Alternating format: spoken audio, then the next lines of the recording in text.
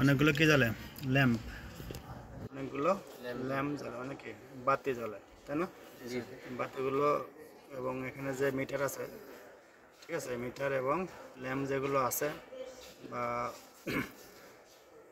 আনুষঙ্গিক আমাদের টোটাল এটা আছে ড্যাশবোর্ড। টোটাল সামনে যেটা আছে কি ড্যাশবোর্ড বা প্যানেল বোর্ড, ঠিক আছে। আর এই প্যানেল বোর্ডের একটা অংশ আছে এটা কি মিটার বোর্ড, তাই না?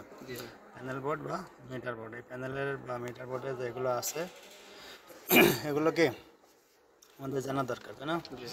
আবার সুইচটা অন করে একটু আবার দিলাম, দেখে নেবেন কী কী ওঠে। এখানে কি আছে, একটা এবিএস আছে, তাই না? এটা কিন্তু অফ হয়ে যাচ্ছে, আবার এটা একটা সাইডও অফ হয়ে যাবে কিছুক্ষণ পরে, দুটো অফ হয়ে গেছে, তাই না? এই দুইটা নিয়ে আগে বলি। প্রথমে এখানে একটা ল্যাম্প পড়ছিল, সেটা কি এবিএস ল্যাম্প, এবিএস, ঠিক আছে, এবিএস ল্যাম্প ইন্ডিকেটর। তো সেই এবিএসটা কি জিনিস?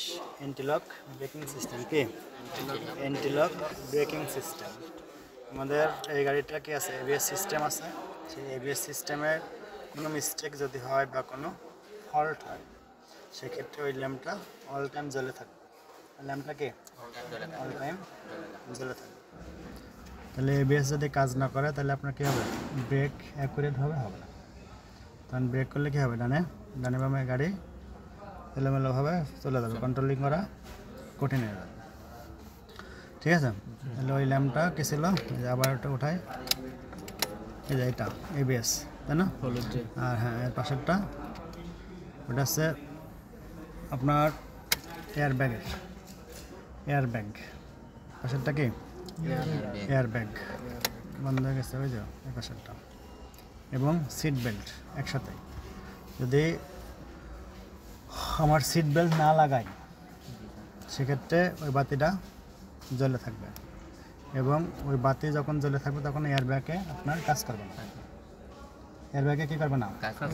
কাজ করবে না, ঠিক আছে। এয়ার বেল্টে তখন একটা ফল্ট থেকে যাবে। যদি আপনি সিট বেল্ট না লাগান তাহলে কী হবে? এয়ারব্যাগে কাজ করবে না। এটা দুইটা কাজ একসাথে। এয়ারব্যাগ এই যে এখানে আছে SRS এয়ারব্যাগ, ঠিক আছে। কি আছে এখানে? আছে, আবার এখানেও আছে। কি আছে?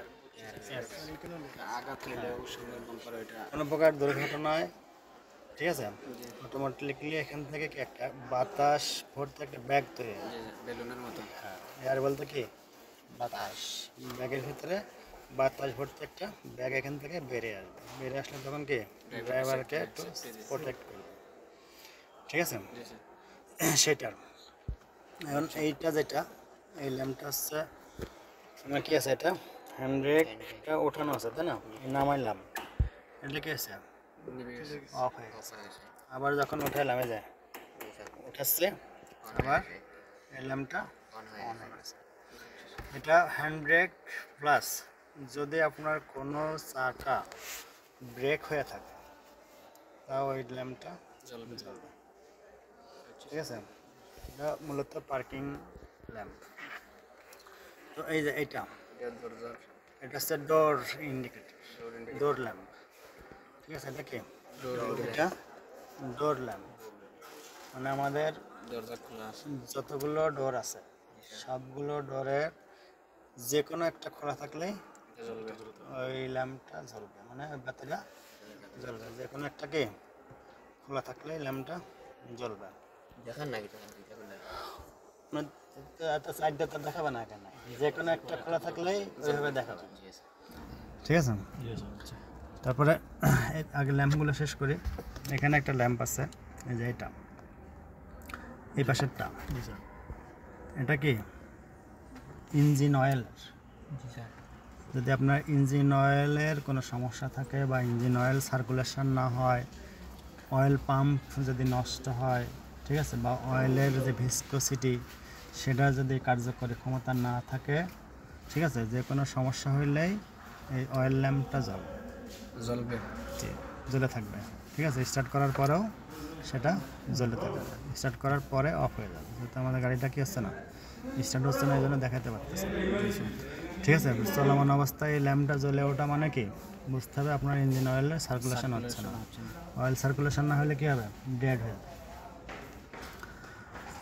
ঠিক আছে, এই যে নিচের যে হলুদটা এটা হচ্ছে মেল ফাংশন বলা হয়। মেল ফাংশন মানে মেইন ফাংশন, মেল ফাংশন। ঠিক আছে, ইঞ্জিন মেল ফাংশন মানে ইঞ্জিনের কোনো প্রকার ফল্ট যদি হয়, যে কোনো ধরনের ফল্ট, সাউন্ডের সমস্যা, তারপরে খটখট কোথাও আওয়াজ হচ্ছে, বা ইঞ্জিনের যে আছে আপনার ঘূর্ণনের যে গতি সেটা কম বেশি আছে, যে কোনো প্রকার সমস্যা হলে এই ল্যাম্পটা জ্বলবে। ঠিক আছে, তারপরে এটা যেটা অ্যাম্পিয়ার ল্যাম্প বলা হয়, দুইটা ব্যাটারির মতো চিহ্ন, এটা কি অ্যাম্পিয়ার ল্যাম্প বলা হয়। সেটা হচ্ছে ব্যাটারি চার্জ হচ্ছে না বা ডায়নামো চার্জ দিচ্ছে না, বা যে ডায়নামোর পুলির সাথে যে বেল, সেই বেল কেটে গেছে, যে কোনো ধরনের সমস্যা হলে কী হবে, ওই ল্যাম্পটা জ্বলে উঠবে। ঠিক আছে, আর মধ্যখানে যেটা সেটা হচ্ছে আপনার কুলিং সিস্টেমের যদি কোনো ফল্ট হয়, ঠিক আছে, ওই রেডিয়েটরের ভিতরে যদি ইঞ্জিনের ভিতর থেকে যদি আপনার পানি জাতীয় কিছু ইঞ্জিনে প্রবেশ করে, তখন ওইটা জ্বলে যাবে। বুঝা গেছে? এটা একটা বিষয় গেল। এখন এটা এটা একটা টাওয়ার আছে, হ্যাঁ, এখানে এটা কিসের একটা চিহ্ন, ফিলিং স্টেশনের যে ফুয়েল পাম্প, সেই ফুয়েল পাম্পের চিহ্নটা এখানে। আমাদের এখানে কটা, একমাত্র একটা টাওয়ার দেখা যায়। আমাদের যদি জ্বালানি ফুল থাকতো তাহলে একদম উপরে উঠে যেত। ঠিক আছে, এখন কি জ্বালানি একেবারেই নিচে চলে আসছে, জ্বালানির সংখ্যা একেবারে কম। যদি মিডিলে থাকতো তাহলে কি হতো, আমাদের ট্যাঙ্কের যে ফুয়েল ট্যাঙ্ক সেটা ক্যাপাসিটির উপরে এখানেও হিসাব অলরেডি করা যায়। ঠিক আছে, এটা টাওয়ারের উপরে ডিপেন্ড করবে যে আমার কত লিটার জ্বালানি আছে। হ্যাঁ, তখন এখানে আস্তে আস্তে আরও বাড়বে। ঠিক আছে, আস্তে আস্তে কি আরও বাড়বে। তারপরে এটা হচ্ছে নিচে সি এবং উপরে এইচ দেওয়া, তার মানে কি ওটা টেম্পারেচার গেজ। ওটা কি টেম্পারেচার গেজ, আর এটা হচ্ছে ফুয়েল গেজ।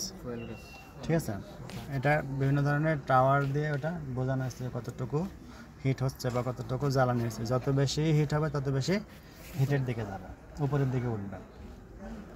ঠিক আছে, আর এটা হচ্ছে কি স্পিডোমিটার। ওটা কি স্পিডোমিটার, আপনার গাড়ি কত গতিতে উঠছে সেটা বোঝানোর জন্য এটা।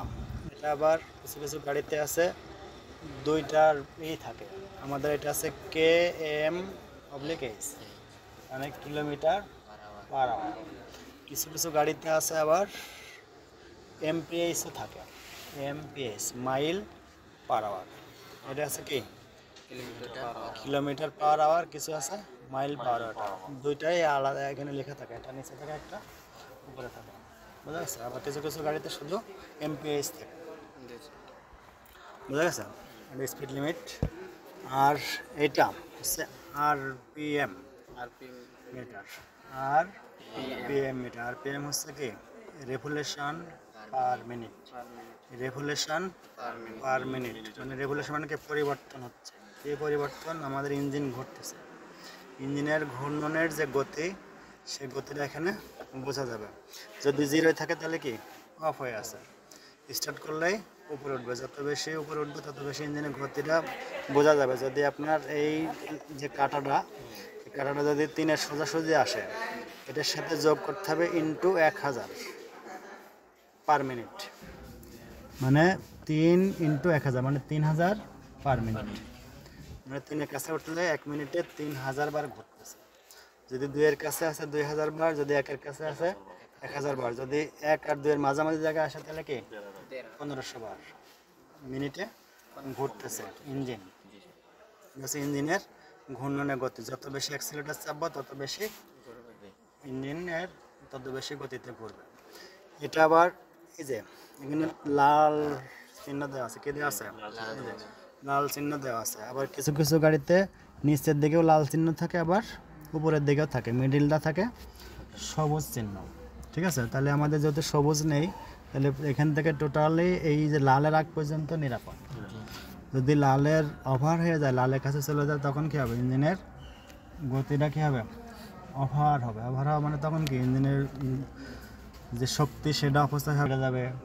ঠিক আছে, এটা বিভিন্ন ধরনের সমস্যা তৈরি হবে। তাহলে সব সময় আমরা চেষ্টা করতে হবে আমাদের কি লালের নিচে থাকা, ঠিক আছে, ওভার করা যাবে না। এই গেল টোটাল আমাদের ল্যাম্প এবং মিটারগুলো। তো মোটামুটি বুঝছেন তো নাকি? ফোর হুইল দিলে স্যার কীরকম? ফোর হুইলটা হচ্ছে এখানে, হ্যাঁ ফোর হুইলটা এই দেখেন আমি এখানে দেখা যাচ্ছে এই যে একটা চিহ্ন দেখা যাচ্ছে, এই যে ফোর হুইলের এটা কি আছে, ফোর হুইলে একটা চিহ্ন দেওয়া আছে। তার মানে কি আমি এখান থেকে এই জায়গায় কি আছে 2H আছে, এখানে কোনো চিহ্ন আছে? 2H থাকলে এখানে কোনো চিহ্ন নেই। যখন আমি এখান থেকে এই জায়গায় দিব তখন আমার এই চিহ্ন উঠবে, মানে কি 4H, ফোর হুইলে চললো। এমন এই ফোর হুইলে কখন দেয়? যখন গাড়ি কাদায় আটকে যায় বা নিচ থেকে অনেক উপরে ওঠা লাগে বা বেশি শক্তির প্রয়োজন হয় তখন দেয়। আবার ফোর হুইলের আবার আরেকটা অপশান আছে 4L, একটা আছে 4H, একটা আছে 4L, ঠিক আছে। আরও বেশি ওভার যখন বেশি বেশি শক্তির দরকার তখন 4L, মানে লোড, ফোর হুইলের বেশি লোড নেবে, বোঝা গেছে?